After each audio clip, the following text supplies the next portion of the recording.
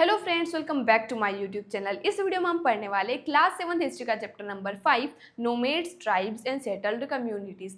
बहुत ही छोटा सा और इंटरेस्टिंग सा चैप्टर है, तो बिना किसी देरी के फटाफट से शुरू करते हैं। जैसा कि हमने पिछले चैप्टर्स में पढ़ा नए नए किंगडम्स के बारे में, दिल्ली सल्तनत के बारे में, मुगल एम्पायर के बारे में, तो वहाँ पर हमने देखा कि पॉलिटी चेंज हो रही थी, नए आर्ट एंड क्राफ्ट डेवलप हो रहे थे, प्रोडक्शन एक्टिविटी बढ़ रही थी, यानी कि इकोनॉमी भी चेंज हो रही थी। तो साथ ही साथ कुछ सोशल चेंजेस भी देखने को मिल रही थी, यानी कि नई सोसाइटीज़ भी इवॉल्व हो रही थी। और मोस्टली हमें क्या देखने को मिलता है कि जो सोसाइटी थी वो वर्ण सिस्टम को फॉलो करती थी, यानी कि जो ब्राह्मण्स के द्वारा बनाए गए रूल्स थे उन्हीं को सोसाइटी फॉलो करती थी। और यहाँ पर हाई और लो क्लास का भी डिफरेंस हमें देखने को मिलता है। और ये जो हायरार्की थी हाई और लो क्लास की, ये दिल्ली सल्तनत और मुगल के समय तो और ज़्यादा बढ़ गई थी, ग्रू फर्दर। ठीक है, दिल्ली सल्तनत और मुगल के टाइम पर। लेकिन कुछ ऐसी कम्युनिटीज़ थी, कुछ ऐसे ग्रुप ऑफ पीपल थे जो इस वर्ण सिस्टम को फॉलो नहीं करते थे, ब्राह्मण्स के द्वारा बनाए गए रूल्स को फॉलो नहीं करते थे। इनके अपने रूल्स होते थे, इनके अपने डिसीजंस होते थे। और इन्हीं को हम, इनमें कोई caste based upper class lower class नहीं होता था, और इन्हीं को हम कहते हैं ट्राइब्स। ठीक है, और कुछ ट्राइब्स नोमेड्स भी होते थे, इनके घुमंतु होते थे जो एक जगह से दूसरी जगह घूमते थे। और सेटल्ड कम्युनिटीज़ भी थी, यानी कि कुछ एक जगह रहते भी थे। तो कहाँ ये लोग रहते थे, आखिर कौन थे ये लोग, क्या काम करते थे, कैसे, इनके बारे में हमें पता चलता है, सब कुछ इस चैप्टर में, इस वीडियो में हम समझने वाले हैं। तो शुरुआत करते हैं सबसे पहले beyond big cities tribal societies. Beyond big cities यानी कि सिटीज़ के अलावा भी कुछ और था, और वो थी ट्राइबल सोसाइटीज़, यानी कि जो ट्राइबल लोग रहते थे वो यहाँ पर हमें देखने को मिलते हैं। तो जो ट्राइबल सोसाइटीज़ थी, जैसा हमने देखा कि वो वर्ण सिस्टम को फॉलो नहीं करती थी, क्लास डिफरेंस उनमें नहीं होता था, वो किनशिप बॉन्ड से बंधे हुए होते थे। किनशिप बॉन्ड, किनशिप बॉन्ड का मतलब होता है, एक हम कह सकते हैं ब्लड रिलेशन या पारिवारिक संबंध जो होते थे उनसे वो जुड़े हुए होते थे। ठीक है, उनका बहुत रिच कल्चर होता है, जैसे आज भी हम देखते हैं। तो जैसे ही हम किसी ट्राइब के बारे में सुनते हैं तो हमारे मन में उनका कल्चर आ जाता है, कितना रिच उनका कल्चर होता है। ठीक है, तो ऐसे ही हमें यहाँ पर भी देखने को मिलता है, किनशिप बॉन्ड्स से ये जुड़े हुए थे। लाइवलीहुड की बात करें तो ये क्या करते थे, एग्रीकल्चर पर डिपेंड होते थे। उसके अलावा ये क्या करते थे, हंटिंग गैदरिंग करते थे। बिल्कुल, हंटिंग गैदरिंग भी ये करते थे, और हर्डिंग भी करते थे। और ये कहाँ पर हमें देखने को मिलते हैं, तो ये कुछ बहुत ही रेयर एरियाज में देखने को मिलते हैं, जहाँ पर शायद हम पहुँच भी नहीं सकते, बहुत मुश्किल होता है, जैसे कि हिल्स एरिया में, डेजर्ट एरिया में, फॉरेस्ट एरिया में। ठीक है, ट्राइब्स का नाम सुनते हैं हमारे मन में फॉरेस्ट एरिया तो आ ही जाता है, तो फॉरेस्ट एरियाज में भी ये रहते थे। ठीक है, लाइवलीहुड की हमने यहाँ पर बात कर ली, खेती पर, हंटिंग गैदरिंग भी वो करते थे। यानी अभी भी यहाँ पर हमें देखने को मिल रहा था कि जैसे सिटीज़ डेवलप हो रही थी, उसके अलावा भी कुछ सोसाइटीज़ थी, ट्राइबल सोसाइटीज़, जिनमें कुछ अलग कल्चर हमें देखने को मिलता है, कुछ अलग वेरिएशंस हमें देखने को मिलते हैं। तो ये हमने जान लिया किसके बारे में, जो ट्राइब्स होती हैं वो क्या होती है, क्या वो काम करते हैं। अब एग्जैक्ट लोकेशन की बात करें, कौन कौन सी जगह सब कॉन्टिनेंट के कौन कौन से ट्राइब्स रहते थे, तो सबसे पहले हम यहाँ पर मैप हमारा एक ड्रॉ कर लेते हैं।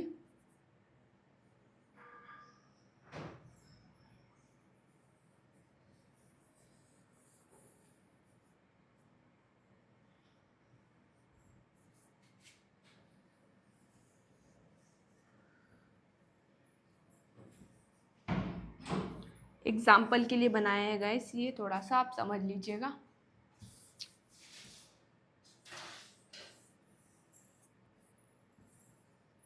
तो यहाँ पर हम देखते हैं कि कौन कौन सी ट्राइब्स रहती थी पूरे सब कॉन्टिनेंट में, और कहाँ रहती थी। शुरुआत करते हैं हम जो north south east west, western Himalaya से। ये पूरा हिमालय वाला रीजन है, तो वेस्टर्न हिमालय से हम शुरुआत करते हैं। तो ये जो एरिया है वेस्टर्न हिमालय का, यहाँ पर शेफर्ड रहते थे। शेफर्ड यानी कि जो पशुपालन करते थे, भेड़ जो पालते थे। ठीक है, शेफर्ड किनको कहते हैं, जो भेड़ पालते हैं, तो शेफर्ड होते थे। और कौन सी जनजाति होती थी, गद्दीज या गद्दीज जिन्हें हम कह सकते हैं। तो गद्दी जनजाति के लोग यहाँ पर रहते थे, जो शेफर्ड होते थे। उसके बाद नीचे आ जाते हैं हम, पंजाब वाले एरिया की बात करें तो यहाँ पर कौन रहते थे, यहाँ पर दो ट्राइबल कम्युनिटीज हमें देखने को मिलती है, खोखर और गक्कर। ये हमें ट्राइब्स यहाँ पर देखने को मिलती है। पाकिस्तान वाले एरिया में बात करें तो यहाँ पर हमें देखने को मिलती है बलोचिस, ठीक है।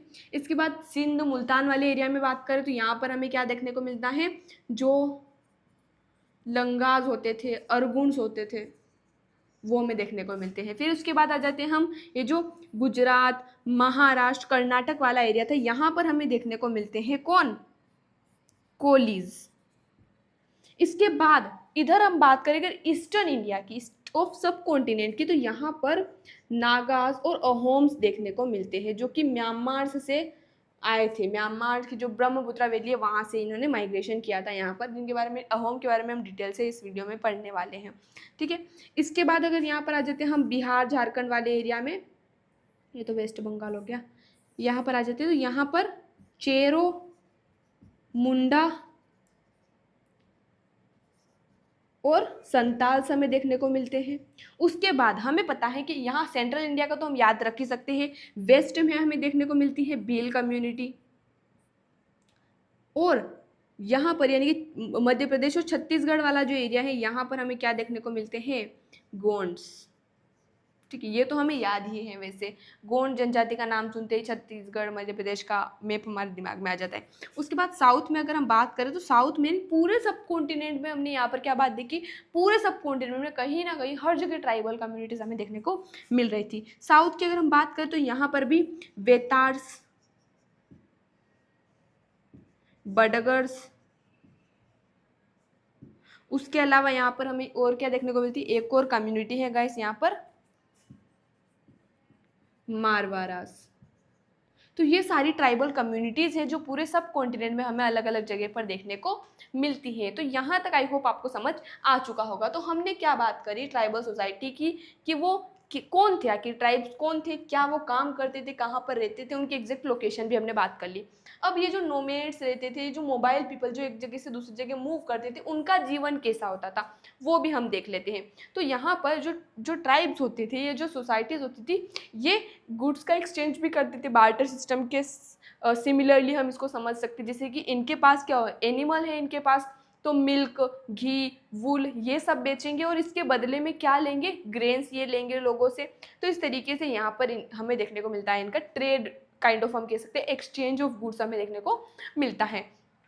और ट्रांसपोर्टेशन भी होता था। तो ट्रांसपोर्टेशन के लिए एक नोमेड्स बहुत इम्पोर्टेंट कम्युनिटी हमें देखने को मिलती है, बंजाराज, ठीक है। बंजाराज का नाम सुनते ही तो बहुत सारे गाने हमारे दिमाग में आते हैं ना गाइस, हाँ, बहुत सारे ट्रेंडिंग भी चल रहे हैं अभी। तो बंजाराज की अगर हम बात करें तो ये बंजाराज जो होते थे, ये ट्रांसपोर्टेशन के लिए इनका यूज़ किया जाता था, यानी कि ये गुड्स को ट्रांसपोर्ट करते, जैसे फूड हो गया, फूड ग्रेन्स हो गए, तो उन्हें ट्रांसपोर्ट करना। उसके अलावा जो मिलिट्री कैंपेन में जो लोगों को ज़रूरत होती थी खाने की, तो उसके लिए भी इनका यूज़ किया जाता था। जैसे अगर हम बात करें अलाउद्दीन खिलजी या जहांगीर के टाइम,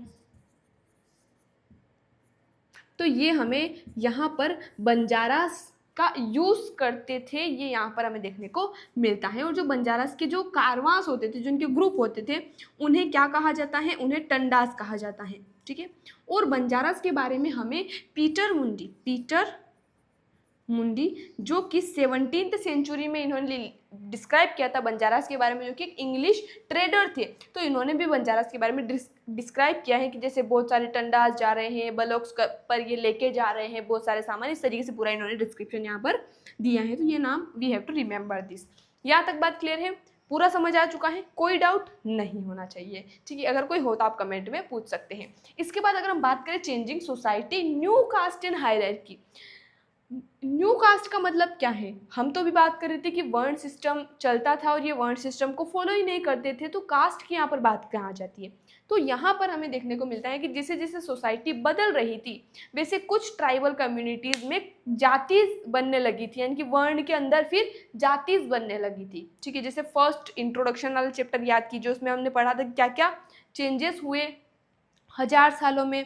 तो उसमें हमने देखा था एक पॉइंट ये भी था कि जातीज बनने लगी थी, तो न्यू कास्ट बनने लगी थी। तो इसी तरीके से यहाँ पर हमें देखने को मिलता है कि न्यू कास्ट बनने लगी थी। जो आर्टिशंस होते थे उनकी अलग कास्ट बन गई, उन्होंने डिमांड की कि वो अपनी कास्ट अलग बनाएंगे। तो ऐसे लोगों की अलग कास्ट बनती जा रही थी। लेकिन कुछ लीडिंग फैमिली जो होती थी उनको हाई क्लास मिल जाती थी, और कुछ फैमिलीज़ को लो क्लास यहाँ पर मिलती थी, उनको डिवाइड किया जाता था लो क्लास में। यहाँ तक बात करें हायरार्की की भी यहाँ पर हमें बात देखने को मिलती है, डिफरेंसेस भी कहीं कहीं देखने को मिलते हैं। अगर पंजाब और सिंध वाले एरिया में देखें तो वहाँ पर इस्लाम लोगों ने एडोप्ट कर लिया, तो वहाँ पर हाई लो क्लास की तो कोई बात ही नहीं आती, उन्होंने हिंदुज़्म को एडोप्ट वहाँ पर नहीं किया, उसको रिजेक्ट कर दिया। कास्ट सिस्टम को कुछ ट्राइब्स ने रिजेक्ट भी किया कि हम इसको फॉलो नहीं करेंगे, और वहीं कुछ ने कास्ट सिस्टम को फॉलो कर लिया। यहाँ तक बात क्लियर है, तो चलिए हम आगे बढ़ते हैं। अब हम दो यहाँ पर ट्राइबल कम्युनिटीज़ गोंड्स और अहोम्स के बारे में थोड़ा सा डिटेल में समझ लेते हैं कि आखिर कहाँ वो लोग रहते थे, क्या उनमें एडमिनिस्ट्रेशन की पूरी प्रोसेस होती थी, सब कुछ हम देखने वाले हैं। तो चलिए यहाँ तक आप स्क्रीनशॉट ले लीजिए, फिर हम आगे बढ़ते हैं। तो अब हम यहाँ पर गोंड ट्राइब के बारे में थोड़ा सा डिटेल में समझ लेते हैं, द गोंड्स। ठीक है, इसके बाद हम अहोम्स के बारे में भी पढ़ेंगे। गोंड्स की अगर हम बात करें तो सबसे पहले ये रहते कहाँ थे, तो ये रहते थे एक फॉरेस्टेड एरिया में, जिसका नाम क्या था, जिसे क्या कहा जाता था, गोंडवाना। तो गोंडवाना में ये रहते थे कौन, गोंड्स। ठीक है, यहाँ तक बात क्लियर है। अब ये क्या काम करते थे, तो एग्रीकल्चर भी ये काम करते थे। जो लोग होते थे, जो आम लोग होते थे, तो वो क्या करते थे यहाँ पर स्लेश एंड बर्न यानी कि शिफ्टिंग एग्रीकल्चर, झूम खेती जिसे हम कहते हैं, तो वो यहाँ पर खेती की जाती थी। स्लेश एंड बर्न एग्रीकल्चर क्या होता है, एक एरिया जहाँ पर हमें खेती करनी है वहाँ पर पेड़ काट दिए जाएंगे, सब कुछ जला दिया जाएगा, और फर्टाइल ज़मीन हो जाएगी तो वहाँ पर खेती करेंगे। फिर जब फर्टिलिटी ख़त्म हो जाएगी तो सिमिलरली दूसरे एरिया में इस तरीके से खेती करेंगे, तब तक वहाँ पर पेड़ उग जाएंगे। इस तरीके से यहाँ पर स्लेश एंड बर्न यानी शिफ्टिंग एग्रीकल्चर हमें देखने को मिलता है। जो गोंड ट्राइब थी, जो पूरी ट्राइब थी, वो क्लेन्स में डिवाइड थी। क्लेन्स यानी कि ग्रुप ऑफ फैमिली हम कह सकते हैं। तो ग्रुप ऑफ फैमिलीज में पूरी ट्राइब डिवाइड थी, और हर ग्रुप ऑफ फैमिली यानी कि हर क्लेन में एक रूलर होता था, जिसे हम राजा या फिर राय कहते हैं, राजा या फिर राय जिसे हम कह सकते हैं। ठीक है, ट्राइब क्लेन्स में और क्लेन का एक रूलर होता था। यहाँ तक बात क्लियर है। इसके बाद अगर हम बात करें यहाँ की एडमिनिस्ट्रेशन की, एडमिनिस्ट्रेशन, तो एडमिनिस्ट्रेशन यहाँ पर सेंट्रलाइज्ड हो गया था। ठीक है, सेंट्रलाइज्ड हो गया था, इनकी पावर का सेंट्रलाइजेशन हो गया था। गोंड जो था वो किंगडम बन चुका था। यहाँ पर मुगल्स ने भी आक्रमण किए, तो आप सोच सकते हैं इतने बड़े एम्पायर के रूलर्स कब हमला करेंगे, जब वो सामने वाला भी बहुत पावरफुल होगा। तो यहाँ पर ये गोंडवाना जो पूरा किंगडम बन चुका था, बहुत रिच किंगडम था, बहुत वेल्दी किंगडम था, इसलिए यहाँ पर मुगल्स भी आक्रमण करते हैं। वो हम आगे स्टोरी अभी पढ़ने वाले हैं। एडमिनिस्ट्रेशन यहाँ पर सेंट्रलाइज हो गया था। और डिवीजन की अगर हम बात करें तो पूरा गोंड किंगडम था, पूरा जो किंगडम था वो डिवाइडेड था गढ़ में। गढ़ में, अब गढ़ जो डिवाइडेड था वो 84 में, 84 यानी कि 84 विलेजेस के एक ग्रुप में डिवाइडेड था। अब यहाँ पर सब डिवीजन भी हमें देखने को मिलता है, यानी कि जो गढ़ के अंदर 84, उसके अंदर भी बरहोट, बरहोट यानी कि 12 विलेजेस का एक ग्रुप होता था, जहाँ पर ये डिवीजन हमें देखने को मिलता है। किंगडम गढ़ में डिवाइडेड है, गढ़ 84 और 84 बरहोट में डिवाइडेड है। 84 और बरहोट क्या है, 84 मतलब 84 गांव का एक ग्रुप, बरहोट का मतलब 12 विलेजेस का एक ग्रुप। ठीक है, यहाँ तक बात क्लियर है। अब यहाँ पर ब्राह्मण्स का इंपॉर्टेंस बढ़ चुका था। क्यों बढ़ चुका था, क्योंकि राजा पावरफुल यहाँ पर रूलर्स उभर कर आ रहे थे, उनका उदय हो रहा था, तो वो ब्राह्मण्स को भी इंपॉर्टेंस देने लगे, उन्हें लैंड ग्रेंट्स देने लगे। तो यहाँ पर ब्राह्मण्स के सपोर्ट से फिर वो हाई पोस्ट पर, जैसे कि हाई कास्ट में जाने लगे, यानी कि ब्राह्मण्स के सपोर्ट से। ठीक है, जैसे जो अकबरनामा है, जो अकबर के शासनकाल की एक हिस्ट्री है अकबरनामा, उससे हमें गोंड जनजाति के बारे में, गोंड किंगडम के बारे में क्या पता चलता है। यहाँ पर एक स्टोरी है अमन दास की। ठीक है, ये कहाँ से पता चलता है हमें, अकबरनामा से। अमन दास जो कि गढ़ कटंगा का रूलर था, गढ़ कटंगा का रूलर था। इसने एक टाइटल अज्यूम किया था, टाइटल जैसे चंद्रगुप्त द्वितीय ने विक्रमादित्य का टाइटल एज्यूम किया, इसी तरीके से इसने टाइटल, अमन दास ने इन्होंने टाइटल एज्यूम किया किसका, संग्राम शाह, संग्राम शाह का। यानी कि एक तरह से हम कह सकते हैं राजपूत बन चुके थे, ठीक है, ट्राइब्स तो थे लेकिन राजपूत इन्होंने एज्यूम कर लिया कि हम राजपूत हैं, ठीक है। इसके बाद अगर हम बात करें तो इनका जो बेटा था दलपत, उसकी शादी किसके साथ होती है, दुर्गावती के साथ, दुर्गावती। अब ये दुर्गावती कौन थी, ये थी शलबाहन की पुत्री। दुर्गावती कौन थी, डॉटर ऑफ शलबाहन। शलबाहन कौन था, शलबाहन जो थे महोबा के चंदेल राजपूत रूलर थे। शलबाहन कौन थे, चंदेल राजपूत रूलर ऑफ महोबा। तो महोबा के जो रूलर थे शलबाहन, उनकी डॉटर दुर्गावती से दलपत ने शादी कर ली। फिर इन दोनों का बेटा जो था यानी कि दलपत और दुर्गावती का, वो कौन था, वीर नारायण। वीर नारायण, वीर नारायण जब 5 साल का था, जब 5 साल का था तभी दलपत की डेथ हो जाती है। और फिर पूरा शासन कौन संभालता है, पूरा एरिया, पूरा किंगडम कौन कंट्रोल करता है, दुर्गावती कंट्रोल करती है। यानी कि दुर्गावती बन जाती है रानी दुर्गावती, ठीक है, दुर्गावती कौन बन जाती है, रानी दुर्गावती। और फिर यहाँ पर कई बार मुगल्स भी आक्रमण करते हैं, जैसे एक बार हमें यहाँ पर देखने को मिलता है, यहाँ पर कहाँ पर हम लिखते हैं, यहाँ पर लिख देते हैं कि 1565 में, 1565 में यहाँ पर मुगल्स आक्रमण करते हैं। मुगल्स अंडर आशफ खान, आशफ खान के अंडर में मुगल्स यहाँ पर अटैक करते हैं। तो ये रजिस्ट भी करती हैं रानी दुर्गावती, लेकिन ये इनको पूरी तरह से हरा नहीं पाती हैं। तो ये इनके हाथों मरने से बेहतर है कि खुद मरना प्रेफर करती है, इसलिए ये खुद प्राण त्याग देती हैं अपने, ठीक है, यहाँ तक बात क्लियर है। अब आगे हम क्या बात करते हैं कि ये बहुत रिच सिटी थी, जैसा रिच किंगडम था, जैसा हमने बात किया, तो बहुत सारा वेल्थ इन लोगों को मिल गई मुगल्स को। लेकिन कुछ पार्ट जो था वो इनके अंकल चंद्र शाह को दे दिया गया, चंद्र शाह को दे दिया गया। इन्होंने सारा कब्जा कर लिया, लेकिन इनके अंकल को चंद्र शाह को पार्ट कुछ इन्होंने दे दिया। तो यहाँ हमने क्या देखा, कैसे एडमिनिस्ट्रेशन होता था गोंड किंगडम में, गोंडवाना में रहते थे, स्लेशनबर्ग एग्रीकल्चर करते थे, डिवीजन इनमें इस तरीके से होता था। और अमन दास की स्टोरी भी हमने पढ़ी कि एक्चुअली में स्टोरीज में हमें क्या पता चलता है, कैसे एडमिनिस्ट्रेशन होता होगा, कैसे अटैक होते थे और उनको कैसे रजिस्ट किया जाता था। अब हम यहाँ पर पढ़ लेते हैं अहोम किंगडम, अहोम जनजाति के बारे में, उसमें क्या क्या हमें डेवलपमेंट चेंजेस हमें देखने को मिलते हैं। तो यहाँ पर आप स्क्रीनशॉट ले लीजिए।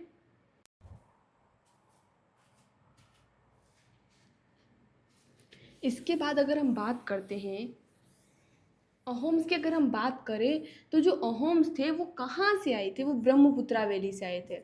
ब्रह्मपुत्रा वैली जो कहाँ पर है, म्यांमार में।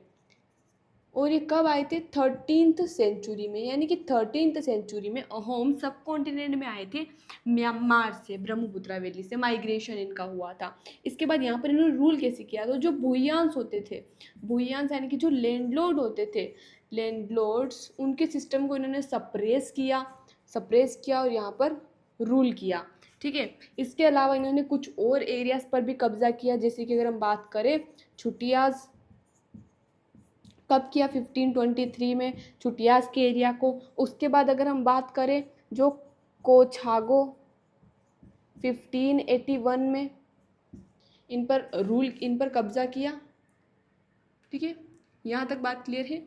इसके बाद यहाँ पर ये अहोम जो थे वेल डेवलप्ड किंगडम था, बहुत रिच, क्योंकि यहाँ पर 1560s तक अगर हम बात करें, 1530s या 1560s तक अगर हम बात करेंगे 16th सेंचुरी में, तो यहाँ पर फायर आर्म्स का यूज़ होने लगा था, फायर आर्म्स का यूज़ होने लगा था। और 17th सेंचुरी तक अगर हम बात करें तो गन पाउडर कैसे बनाते हैं और कैनन कैसे बनाते हैं, तोप कैसे बनाते हैं, ये भी इन्हें पता चल चुका था। तो ये बहुत पावरफुल बन चुका था, इस वजह से कई बार आक्रमण भी होते हैं। जैसे कि अगर हम बात करें 1662 में, तो यहाँ पर मुगल्स आक्रमण करते हैं मीर जुमला के